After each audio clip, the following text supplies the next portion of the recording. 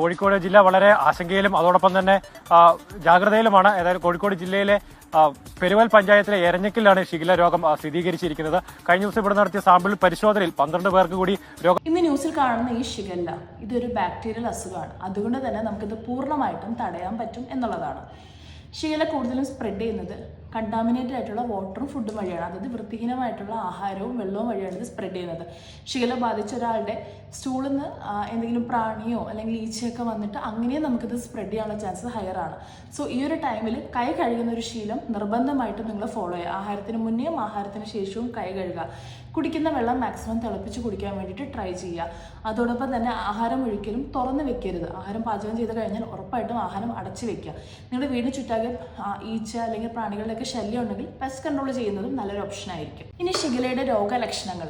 നമ്മുടെ ബോഡിയിൽ ഈ ഷിഗല്ല ബാക്ടീരിയ എൻ്റർ ചെയ്താൽ ഒരു 7 ദിവസത്തിനുള്ളിലാണ് നമുക്കിതിൻ്റെ രോഗലക്ഷണങ്ങൾ കാണിച്ചു തുടങ്ങുന്നത്. ഇതിൽ മെയിൻ കാണുന്ന രോഗലക്ഷണമാണ് വയറിളക്കം. അതിൽ എക്സ്പെഷ്യലി ബ്ലഡ് മിക്സ് ചെയ്ത സ്റ്റൂളായിരിക്കും കാണുന്നത്. അതോടൊപ്പം തന്നെ പനി ഉണ്ടാവാം, ഛർദിലുണ്ടാവാം, ക്ഷീണം ഉണ്ടാവാം, അതീവമായിട്ടുള്ള ഡീഹൈഡ്രേഷൻ കാരണം ഈവൻ മരണം പോലും പലർക്കും വരാറുണ്ട്. സോ ഉറപ്പായിട്ടും ഷിഗല്ല ബാധിച്ചിട്ടുള്ളവരാണെങ്കിൽ നന്നായിട്ട് വെള്ളം കുടിക്കുക, ORS പോലെ ഡ്രിങ്ക് കുടിക്കുക, ക്ഷീണം മാറ്റാൻ വേണ്ടി ഉപ്പിട്ടൊക്കെ നമുക്ക് വെള്ളം കുടിക്കുക. ഷിഗല്ല തടയാൻ വേണ്ടിയിട്ട് കൂടുതൽ ആളുകൾക്കൊക്കെ ഈ വീഡിയോ എത്തിക്കുക. Thank you.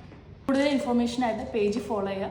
ഈ ഇൻഫർമേഷൻ ആവശ്യമുള്ള നിങ്ങളുടെ ഫ്രണ്ട്സിനും ഷെയർ ചെയ്തു. ഇതിനെപ്പറ്റി പേടിക്കല്ല വേണ്ടത്, ജാഗ്രത എടുത്താൽ ഉറപ്പായിട്ടും നമുക്ക് ഈ അസുഖത്തിന് ഫൈറ്റ് ചെയ്യാൻ പറ്റുന്നതാണ്.